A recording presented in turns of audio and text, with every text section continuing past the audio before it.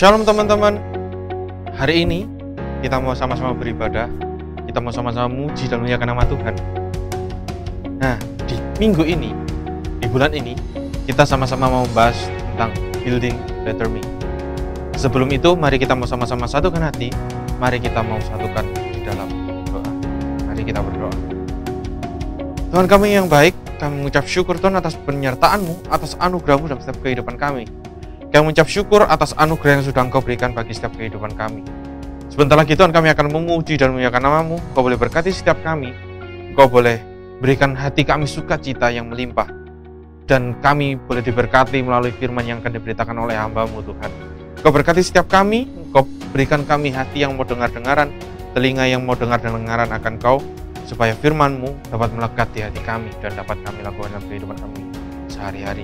Kami serahkan Tuhan seluruh kehidupan kami, jalannya ibadah kami yang tangan-Mu, hanya dalam nama Tuhan Yesus kami berucap syukur, haleluya, amin. Shalom teman-teman, dimanapun kalian berada saat ini, apapun yang kalian kerjakan, letakkan sejenak, kita mau fokus sama-sama, kita mau memuji dan memuliakan nama Tuhan. Anugerah Tuhan bagi setiap kami, bagi setiap kita yang ada di tempat ini sangat luar biasa. Tuhan memberikan putranya yang tunggal bagi setiap kita, untuk mati di atas kayu salib untuk menebus setiap dosa kita. Bahkan rela hadir ke dunia untuk menyelamatkan setiap kita, umat yang berdosa. Kasih-Mu tak akan pernah berubah bagi setiap kehidupan kami Tuhan. Gak ada satu hal pun di hidup kami yang terlewatkan dari kasih-Mu, dari anugerah-Mu. Perbuatan-Mu bagi setiap kehidupan kami sangat luar biasa Tuhan. Izinkan kami Tuhan untuk memuji dan memuliakan nama-Mu Yesus. Haleluya Tuhan.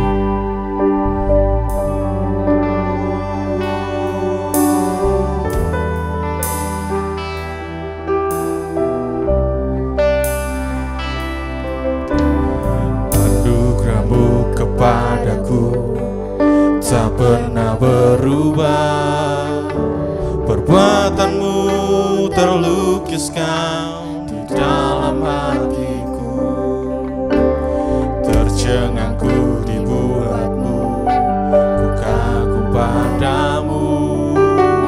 Tak ada hal di hidupku yang luput dari-Mu. Kau indah, seperti-Mu, ku ingin hidupku menyenangkan-Mu. Kau terawal dan terakhir, pencipta segalanya. Seluruh bintang pun bersinar oleh ucapan-Mu. Engkau pun mengasihiku, hidupku, tak henti segenap nafasku, menyembah-Mu selalu. Puji sembah, tiada seperti-Mu. Ku ingin hidupku menyenangkan-Mu. Segala puji,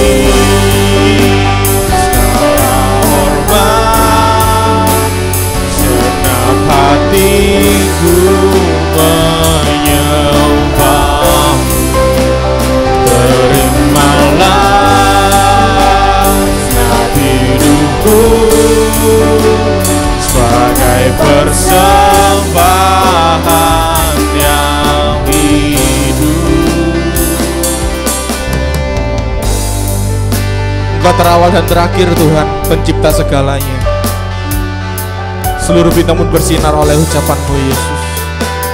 Haleluya.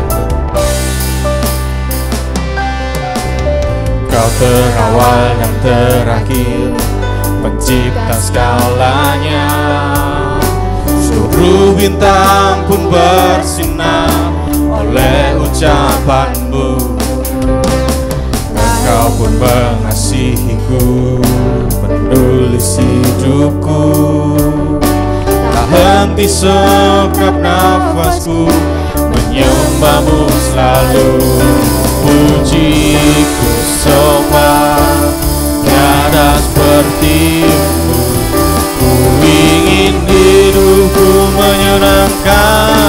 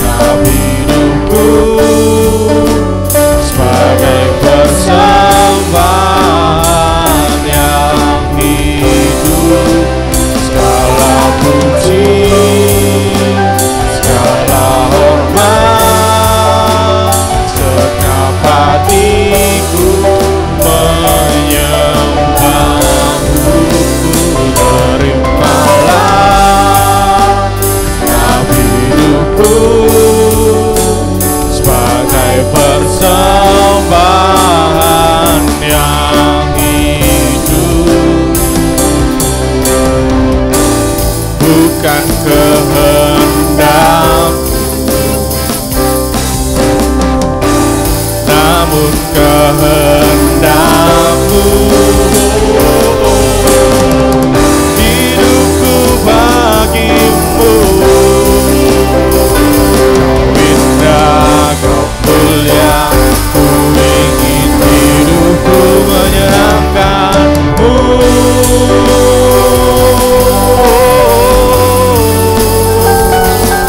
Segala puji, segala hormat, haleluya.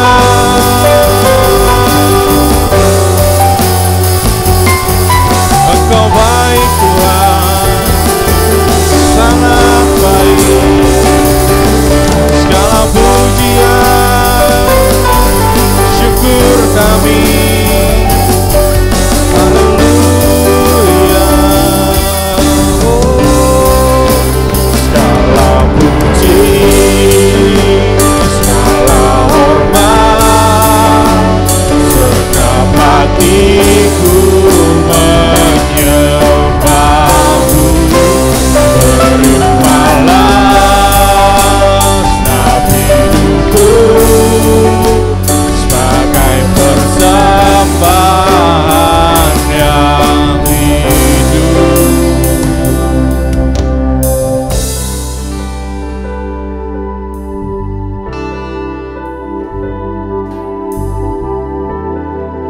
Tuhan, ini kami Tuhan, setiap anak-anak-Mu di tempat ini Tuhan. Setiap anak-anak-Mu yang saat ini kami sama-sama beribadah Tuhan, yang saat ini boleh memuji dan memuliakan nama-Mu bersama-sama Tuhan. Kami tahu Tuhan Kau mengasihi setiap kami. Kami tahu Tuhan Kau Tuhan yang sayang bagi setiap kami. Kami mengucap syukur Tuhan atas segala yang Engkau berikan bagi setiap kehidupan kami. Apapun pekerjaan kami, apapun aktivitas kami yakin dan percaya Engkau menyertai setiap kami. Makanya tidak henti-hentinya Tuhan kami mengucap syukur, kami memuji Engkau, kami meninggikan nama-Mu Yesus. Melalui pujian yang kami naikkan Tuhan, bahkan melalui firman Tuhan yang akan kami sama-sama dengarkan, Engkau boleh berkati setiap kami. Kami mau Tuhan, kami diubahkan, kami dibentuk, diserupa dan seturut dengan rencana-Mu Yesus. Teman-teman, mari kita sama-sama satukan hati. Mari kita semua sama-sama berdoa di hadapan Tuhan. Tuhan Yesus yang baik, kami mengucap syukur pada Engkau Tuhan, atas anugerah-Mu, atas kasih sayang-Mu bagi setiap kehidupan kami.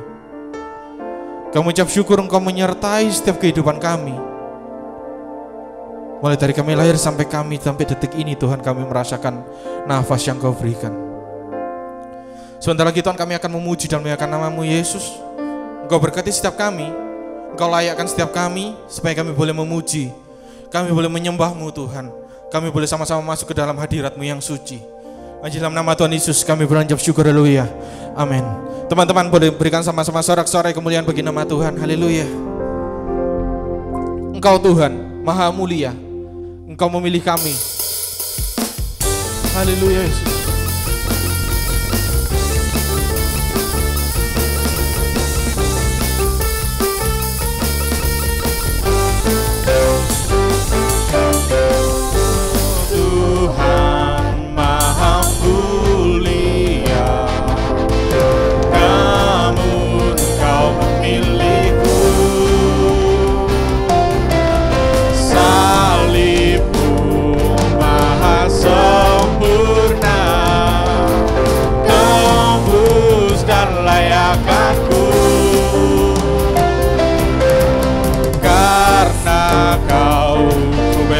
Merdeka, pulih masa depanku. Salib-Mu maha sempurna, tebus dan layak aku. Bangkit dan bersinar bagi-Mu, masyurkan kebesaran-Mu.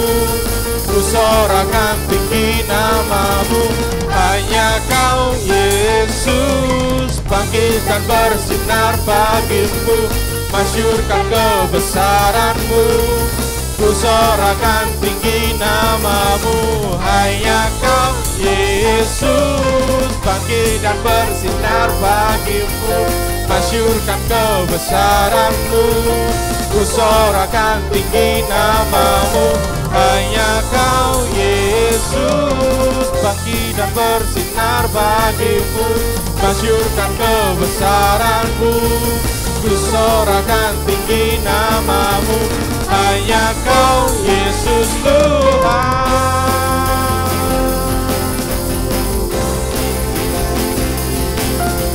Haleluya Yesus. Salibmu maha sempurna Tuhan, pulihkan setiap kehidupan kami.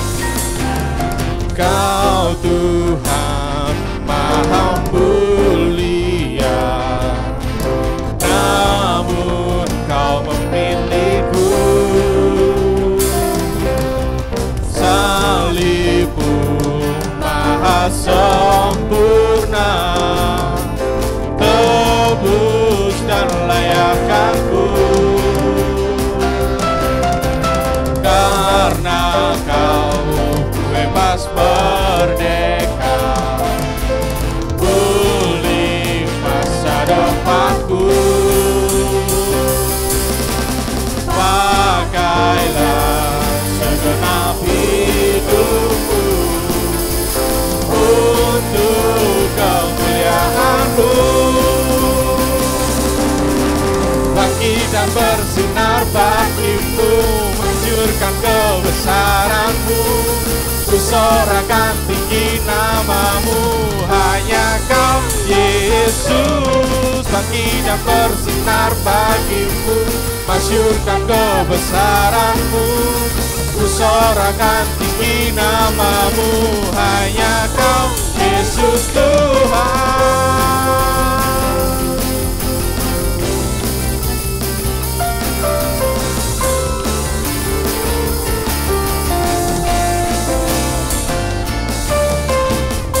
Haleluya, berikan sorak-sorai bagi nama Tuhan. Haleluya. Haleluya. Teman-teman di sini semua tahu kalau Tuhan itu sangat baik bagi setiap kehidupan kita. Kita nggak akan sedetik pun menyesali kalau kita itu selalu mengikuti Tuhan. Meskipun banyak suka duka kita lewati, tapi kita mau sama-sama dibentuk oleh Tuhan menjadi serupa dengan gambaran Tuhan. Kita mau melayani Tuhan sampai kami mendapatkan mahkota kehidupan-Mu Yesus. Kami mau sama-sama Tuhan melayani Engkau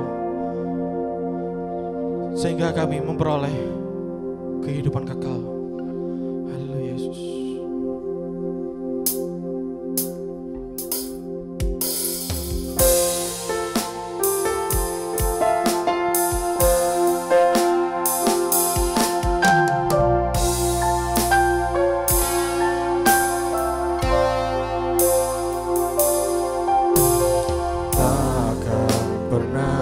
Sesali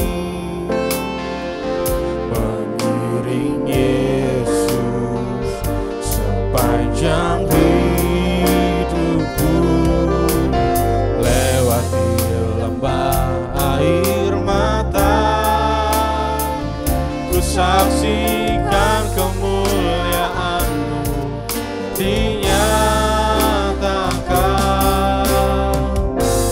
Berapapun harga yang harus ku bayar, ku kan tetap setia melayani, mengasihi-Mu, mengiringku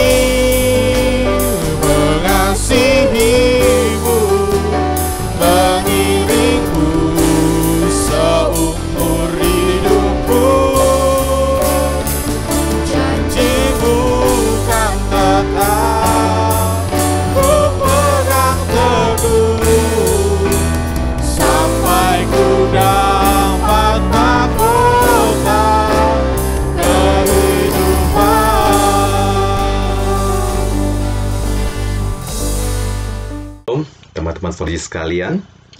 Mari saya mengajak kita semua untuk berdoa terlebih dahulu sebelum kita membaca dan merenungkan firman Tuhan. Mari kita berdoa. Bapa di surga, terima kasih buat kesempatan yang Kau berikan bagi kami hari ini untuk kami boleh kembali bersekutu bersama-sama. Dan pada kesempatan ini juga kami boleh membaca dan merenungkan firman-Mu. Kiranya Tuhan yang menolong kami dalam hidup keseharian kami. Ajar kami Tuhan, biarlah kami boleh semakin mengenal Engkau, kami boleh semakin serupa dengan Engkau.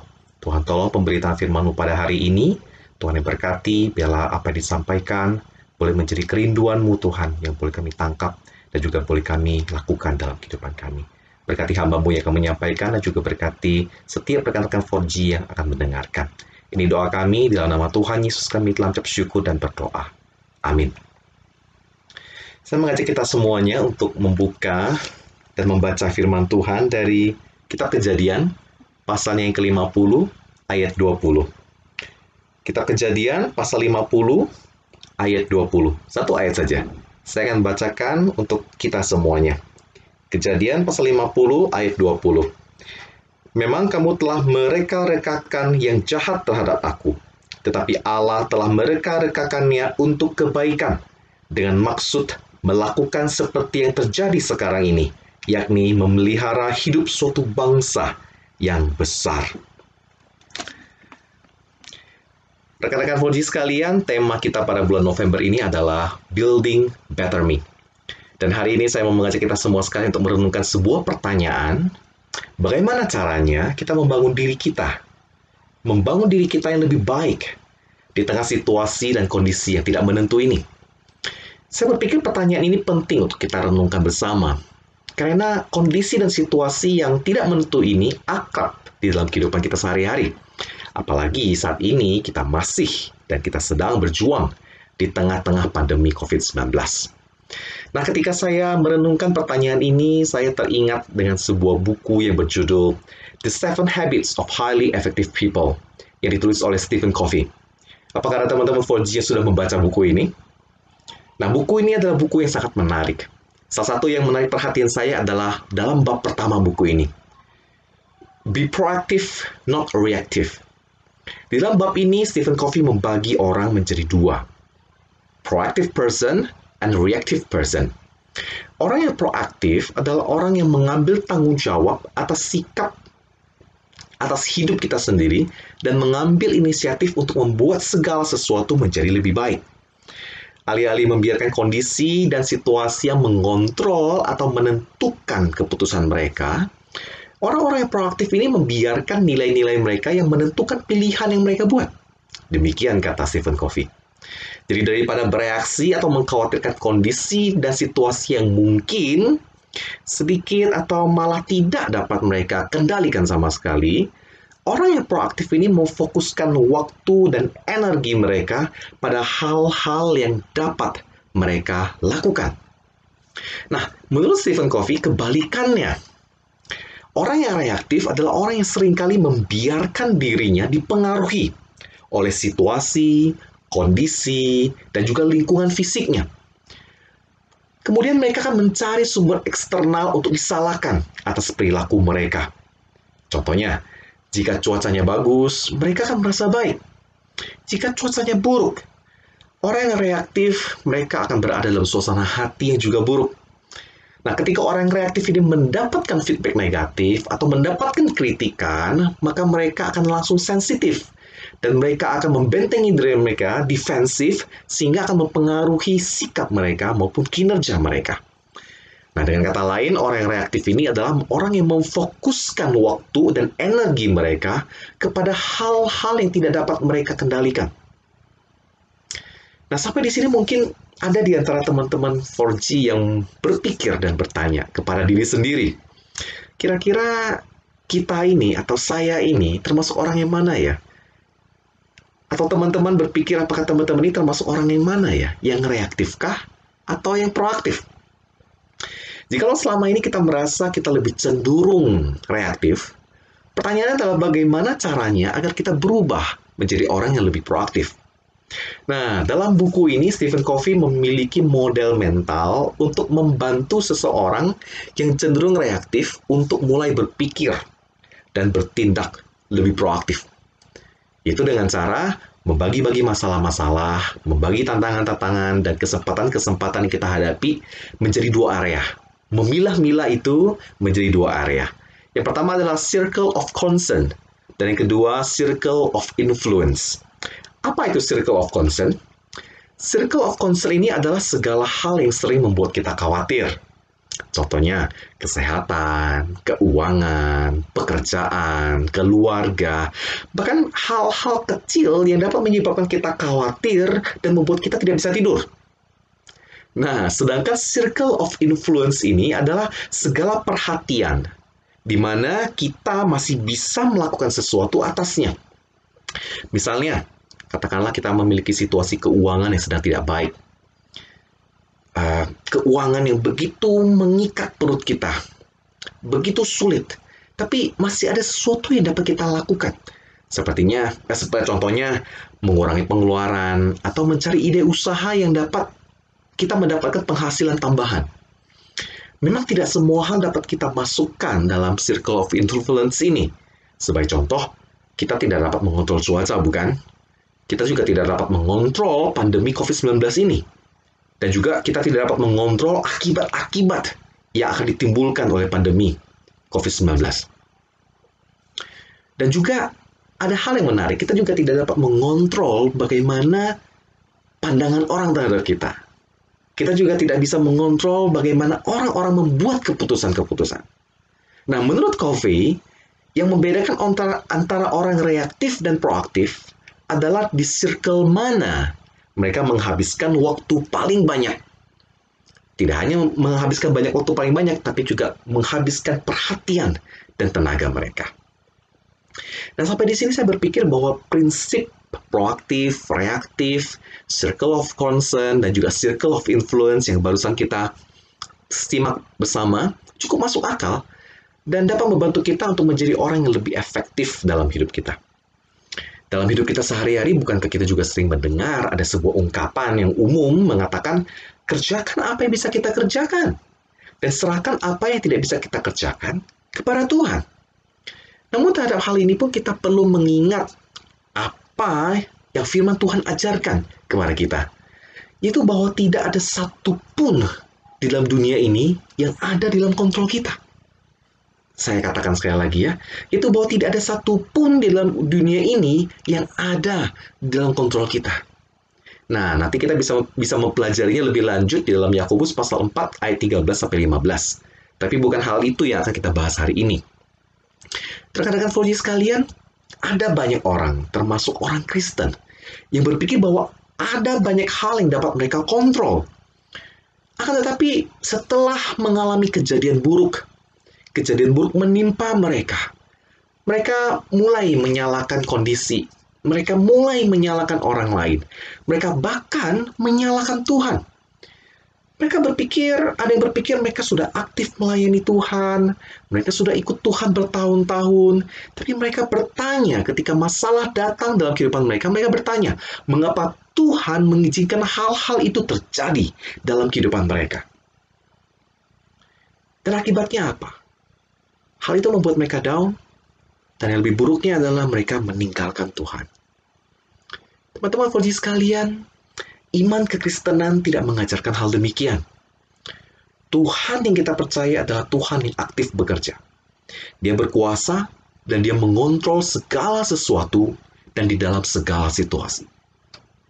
Sehingga dalam hal ini, ayat yang menjadi ayat favorit bagi orang Kristen adalah Roma pasal 8, ayat ke-28, yang berkata, Aku tahu sekarang bahwa Allah turut bekerja di dalam segala sesuatu untuk mendatangkan kebaikan bagi mereka yang mengasihi Dia, yaitu bagi mereka yang terpanggil sesuai dengan rencana Allah.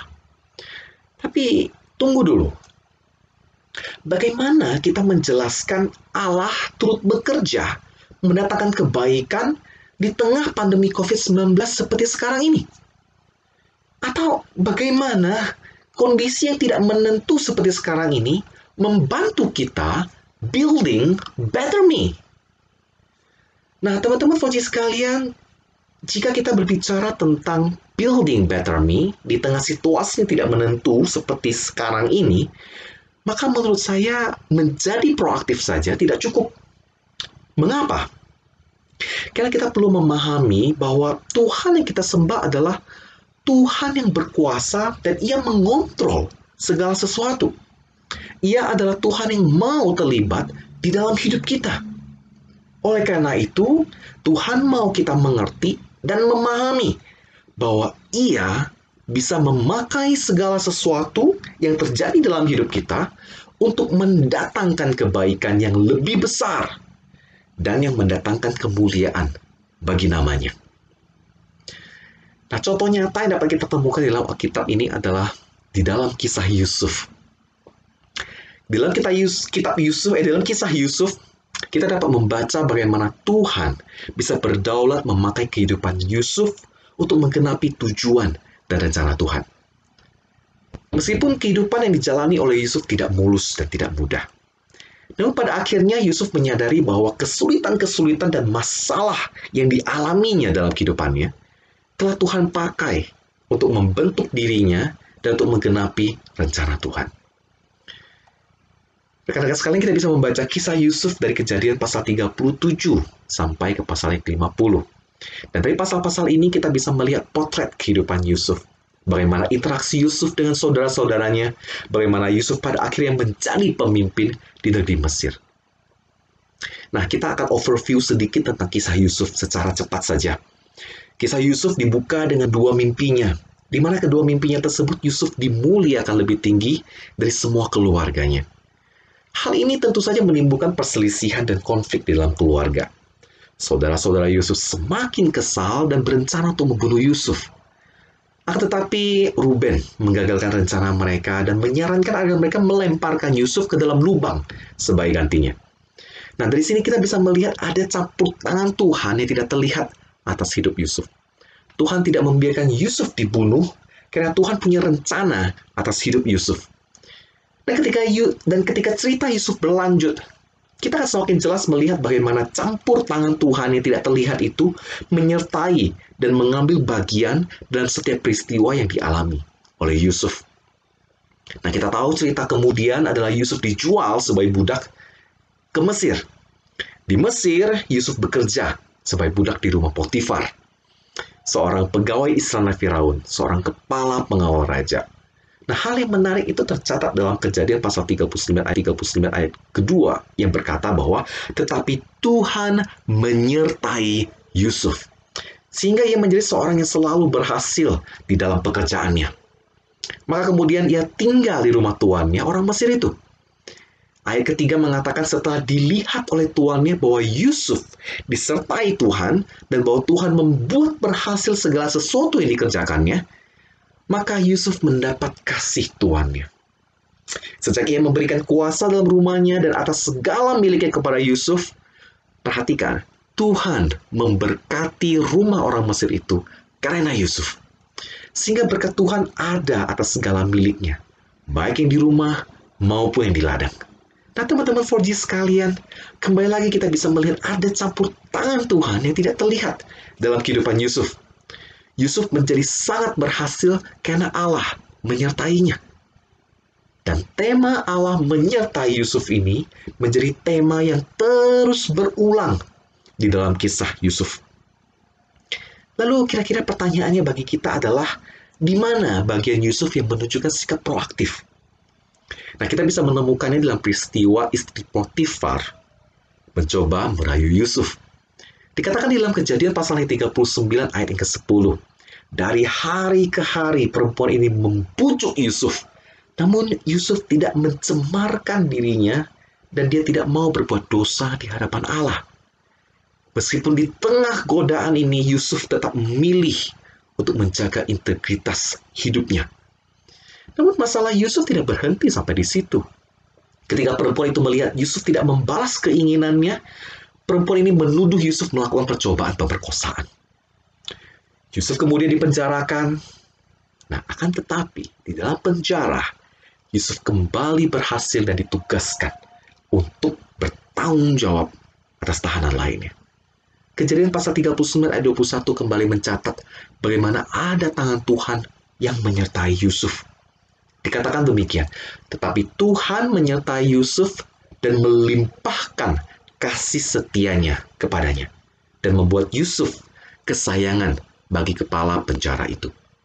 Ayat 23, dan kepala penjara tidak mencampuri segala yang dipercayakannya kepada Yusuf, karena Tuhan menyertai dia, dan apa yang dikerjakannya dibuat Tuhan berhasil. Nah, kisah Yusuf ini berlanjut. Di dalam penjara, Yusuf menafsirkan mimpi juru minuman dan juru roti raja. Setelah Yusuf menolong mereka, Yusuf meminta agar mereka mengingat Yusuf apabila mereka sudah kembali ke dalam posisi pekerjaan mereka. Namun, janji tinggallah janji. Yusuf dilupakan oleh juru minuman itu. Dan baru setelah 2 tahun kemudian, Yusuf diingat kembali oleh juru minuman raja. Ketika itu, Firaun memiliki 2 mimpi yang sangat mengganggunya. Dan tidak ada seorang pun di dalam negerinya itu yang dapat mengartikan mimpi itu. Lalu teringatlah juru minuman raja ini kepada Yusuf yang pernah mengartikan mimpinya. Setelah itu dipanggillah Yusuf menghadap raja untuk menafsirkan mimpi raja. Ada hal yang menarik dari percakapan Firaun dan Yusuf.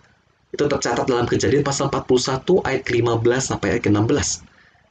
Berkatalah Firaun kepada Yusuf, "Aku telah bermimpi dan seorang pun tidak ada yang dapat mengartikannya. Tapi telah kudengar tentang engkau. Hanya dengan mendengar mimpi saja, engkau dapat mengartikannya." Yusuf menjawab Firaun, "Bukan sekali-kali aku, melainkan Allah juga yang akan memberitakan kesejahteraan kepada tuanku Firaun." Terjemahan lain mengatakan, bukan hamba tuanku, melainkan Allah yang akan memberikan penjelasan dengan damai sejahtera. Menarik sekali bahwa di tengah segala hal yang menimpa Yusuf, dan di tengah semua keberhasilannya, Yusuf tidak melihat semuanya itu sebagai hasil usahanya sendiri. Melainkan Yusuf percaya bahwa ada campur tangan Tuhan yang tidak terlihat yang menyertainya dan yang membuat Yusuf berhasil. Kemudian Firaun mengangkat Yusuf menjadi penguasa atas seluruh tanah Mesir. Dan terjadilah apa yang Yusuf katakan. Kelaparan yang hebat melanda negeri itu. Keluarga Yusuf pun mengalami kelaparan yang hebat itu. Kemudian saudara-saudara Yusuf pergi ke Mesir untuk membeli bahan makanan agar mereka tidak mati kelaparan. Ketika mereka sampai di Mesir, Yusuf mengenali mereka. Tetapi saudara-saudaranya tidak mengenali Yusuf. Sebagai seorang penguasa, mudah sekali bagi Yusuf untuk bersikap reaktif terhadap saudara-saudaranya. Sangat mungkin Yusuf teringat kembali peristiwa-peristiwa yang telah terjadi bertahun-tahun yang lalu ketika saudara-saudaranya membuang Yusuf ke dalam sumur, dan bagaimana mereka tidak menghiraukan ceritanya minta tolong, dan betapa sakit hatinya Yusuf ketika ia dijual kepada orang asing, menjadi budak di negeri asing, difitnah dan dipenjarakan. Sangat mudah bukan bagi Yusuf untuk membalas apa yang saudara-saudaranya telah lakukan kepadanya. Tapi sekali lagi kita melihat bahwa Yusuf memilih tindakan yang sama sekali berbeda. Yusuf yang telah merasakan bagaimana Tuhan turut bekerja dalam hidupnya, memilih untuk mengasihi saudara-saudaranya. Yusuf melihat apa yang telah terjadi dalam hidupnya melalui sudut pandang yang sama sekali berbeda. Kejadian pasal 45 ayat 5 mencatat, "Tetapi sekarang janganlah bersusah hati dan janganlah menyesali diri, karena kamu menjual aku ke sini. Sebab untuk memelihara kehidupanlah Allah menyuruh aku mendahului kamu." Ayat yang ke-8, "Jadi bukanlah kamu yang menyuruh aku ke sini, tetapi Allah." Kejadian pasal 50 ayat 20 yang setelah kita baca tadi di awal, "Memang kamu telah mereka-rekakan yang jahat terhadap aku, tetapi Allah telah mereka-rekakannya untuk kebaikan, dengan maksud melakukan seperti yang terjadi sekarang ini, yakni memelihara hidup suatu bangsa yang besar." Teman-teman 4G sekalian, apa yang bisa kita pelajari dari kisah Yusuf? Paling tidak kita bisa melihatnya dari 2 sisi. Sisi yang pertama adalah Yusuf tidak membiarkan kondisi atau situasi yang dialaminya mengontrol keputusan atau mengontrol tindakan yang akan diambilnya. Kita sudah melihat bagaimana sulitnya hidup yang dijalani oleh Yusuf. Namun, alih-alih membiarkan kondisi dan keadaan yang menguasai setiap keputusan yang Yusuf ambil, Yusuf dengan proaktif memilih untuk bertindak sesuai dengan nilai-nilai dan imannya kepada Tuhan. Yusuf dengan proaktif memilih untuk merespons dan bertindak secara berbeda. Ketika Yusuf digoda oleh istri Potifar, Yusuf memilih lari dari godaan yang ada di hadapannya tersebut. Lalu di dalam penjara, Yusuf memilih untuk menolong juru minuman dan juru roti. Dan kemudian ketika bertemu kembali dengan saudara-saudaranya, Yusuf memilih untuk mengasihi mereka, mengasihi saudara-saudaranya yang sudah menjualnya dan berbuat jahat kepadanya. Sisi yang satunya lagi adalah Yusuf percaya bahwa ada Allah yang berkuasa, yang mengontrol segala sesuatu, termasuk hidup Yusuf. Melalui segala penderitaan dan persoalan yang dihadapinya, Yusuf menemukan makna bahwa Tuhan telah mendatangkan berkat bukan hanya kepada keluarganya sendiri, melainkan berkat kepada suatu bangsa yang besar, sehingga nama Tuhan dipermuliakan. Yusuf memahami bahwa hidupnya ada di dalam rancangan dan rencana Tuhan. Yusuf memahami bahwa Tuhan sanggup memakai kehidupan, kesulitan yang dalam hidupnya itu untuk mendatangkan kebaikan yang lebih besar dan mendatangkan kemuliaan bagi nama Tuhan. Teman-teman 4G sekalian, pertanyaan bagi kita sekarang adalah bagaimana memahami kebenaran firman Tuhan ini dalam kondisi dan situasi yang sedang kita alami sekarang. Mungkin ada yang di antara kita yang bertanya, bagaimana di tengah kondisi yang tidak menentu akibat pandemi COVID-19 ini bisa membawa kebaikan bagi kita? Atau building better me? Atau ada juga yang bertanya, jika Tuhan mengontrol segala sesuatu, mengapa Tuhan izinkan pandemi COVID-19 ini terjadi? Atau mengapa Tuhan izinkan kejahatan dan penderitaan terjadi?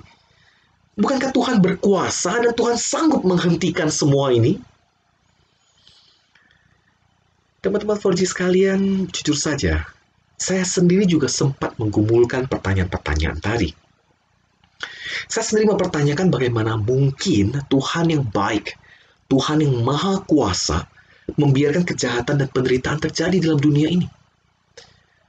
Sepertinya iman Kristen yang percaya bahwa Tuhan itu baik, itu tidak selaras dengan realitas yang ada. Namun teman-teman, setelah saya mencari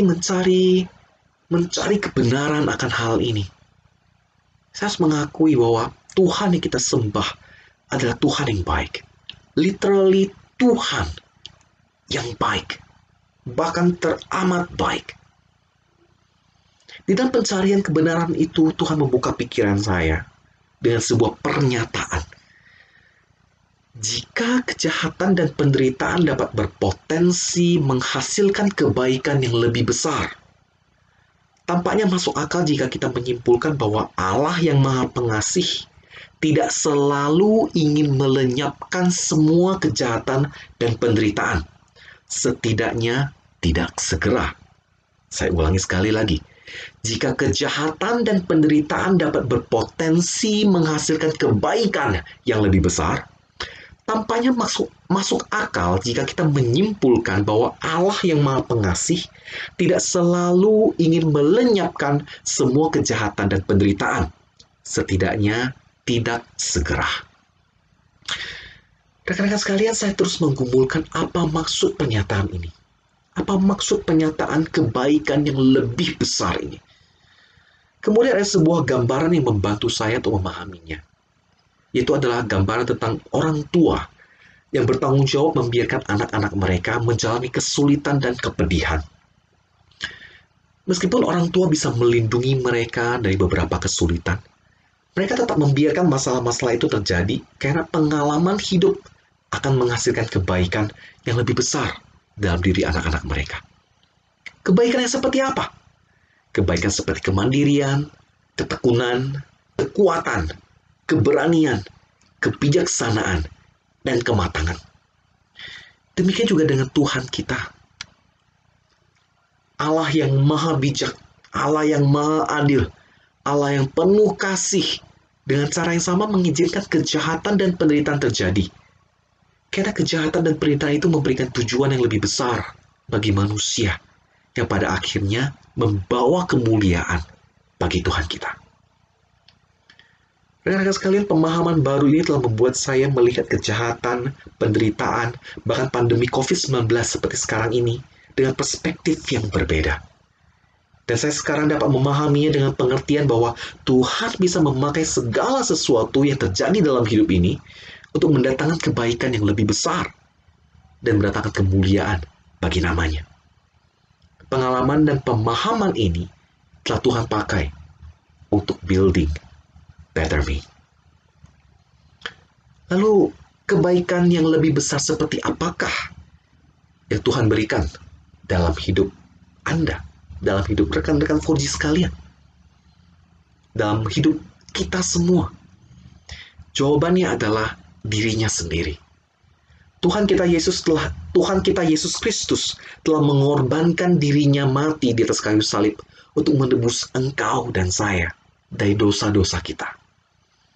Sejak manusia jatuh di dalam lumpur dosa, manusia dibelenggu oleh maut dan berbagai kejahatan dan penderitaan. Namun Tuhan dalam rencananya sudah mempersiapkan jalan keselamatan melalui pengorbanan Yesus di atas kayu salib. Allah telah membawa kebaikan terbesar dari kejahatan terbesar yang pernah terjadi dalam sejarah umat manusia. Nah, inilah anugerah yang terbesar. Kebaikan yang terbesar. Inilah kebaikan dan jawaban dari Tuhan atas segala pergumulan dosa, kejahatan dan penderitaan yang masih kita alami selama kita hidup di dunia ini. Tapi harus kita akui memang bahwa tidak mudah hidup dalam kondisi dan situasi seperti sekarang ini. Saya pun tidak mau menyederhanakan kesulitan, penderitaan, dan masalah-masalah yang sedang atau kita semua hadapi sekarang ini. Bukankah kita seringkali juga tidak mengerti mengapa semua hal ini terjadi? Nah, rekan-rekan 4G sekalian, kita harus akui bahwa kita adalah manusia yang terbatas. Kita tidak bisa menyelami pikiran dan kehendak Tuhan. Namun kebenaran firman Tuhan memberikan keyakinan kepada kita bahwa Tuhan tidak tinggal diam. Ia tidak sedang berdiam diri. Bahkan Tuhan sedang dan terus-menerus memelihara dan menopang kehidupan kita. Sadar atau tidak sadar.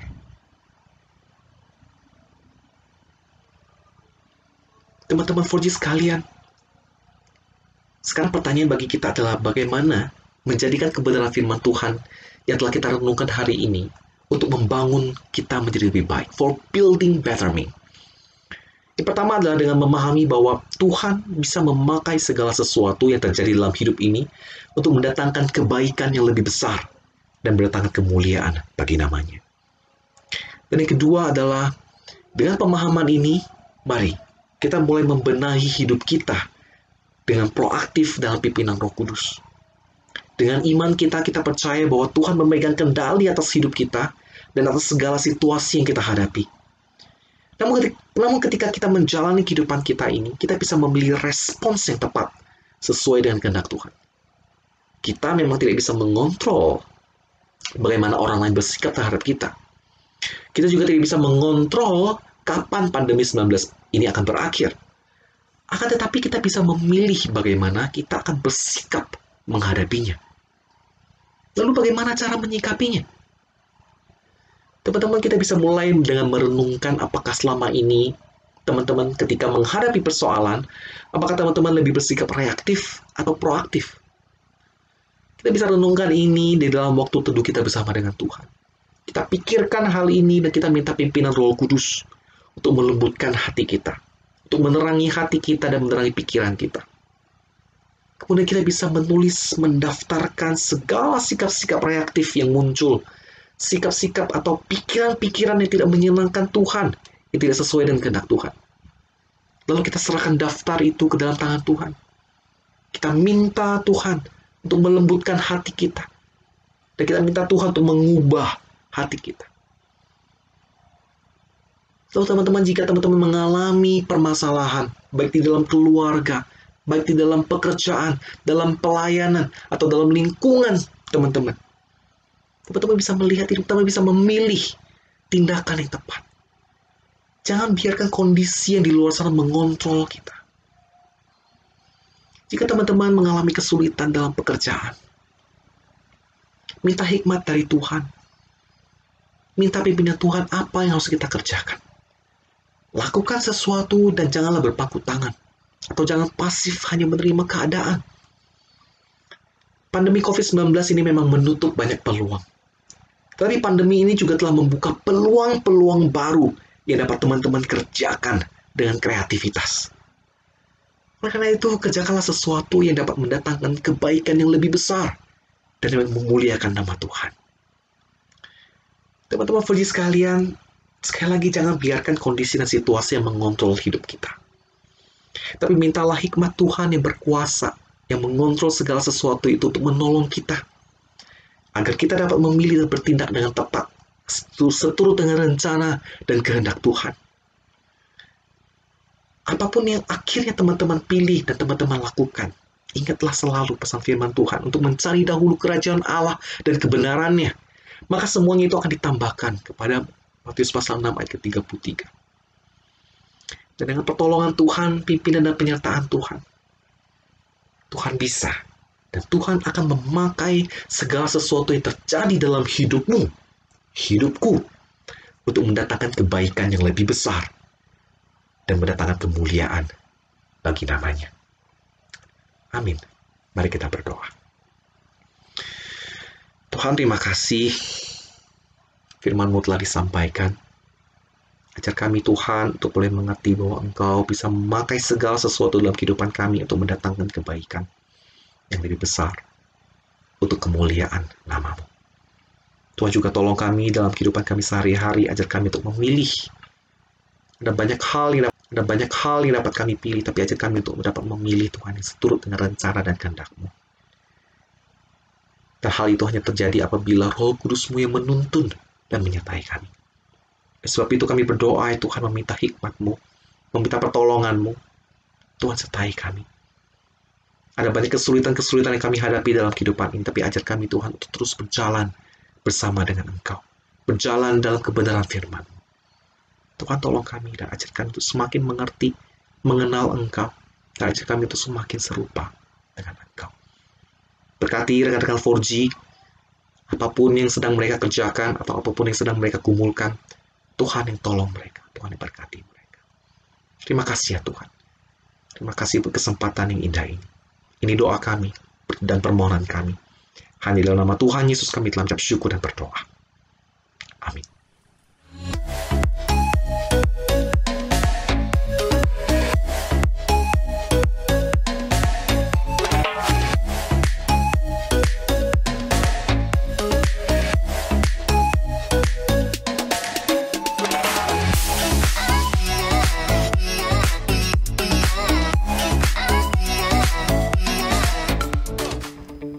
Sungguh firman yang sangat memberkati setiap kita. Saya yakin dan percaya ketika kita tetap berada di dalam Tuhan, maka kita bisa mampu bertumbuh bersama dengan Tuhan dan menjadi pribadi yang lebih baik lagi. Dan sebelum kita mengakhiri ibadah kita pada saat sore hari ini, mari kita tundukkan kepala, kita bersatu di dalam doa. Terima kasih Tuhan buat firman-Mu dan buat kesempatan yang sudah Tuhan berikan dalam kehidupan kami. Ketika kami boleh Tuhan beribadah bersama-sama sekalipun melalui online. Kami percaya kalau Engkau Tuhan boleh disenangkan atas setiap apa yang kami lakukan. Dan kami rindu Tuhan untuk kami boleh senantiasa tumbuh bersama dan di dalam Engkau. Sehingga kami boleh menjadi pribadi yang lebih baik lagi. Lebih hari Bapa, lebih lagi menyenangkan hati-Mu. Dan lebih lagi Bapa memuliakan nama Tuhan. Kami tahu ketika kami di dalam Engkau dan ketika kami bersama-sama dengan Engkau, ada kemenangan demi kemenangan, dan kami tahu Tuhan bahwa di dalam Engkau kami aman. Bersyukur buat kasih-Mu Tuhan di dalam kehidupan kami. Dan sekarang teman-teman 4Gers dimanapun kalian semua berada, terimalah kasih karunia daripada Allah Bapa, cinta kasih daripada Tuhan Yesus Kristus, dan persekutuan dengan Allah Roh Kudus, mulai dari malam hari ini sampai Maranatha Tuhan datang yang kedua kali. Amin. Oke, sampai jumpa di dalam ibadah-ibadah mendatang. Tuhan Yesus memberkati. Bye.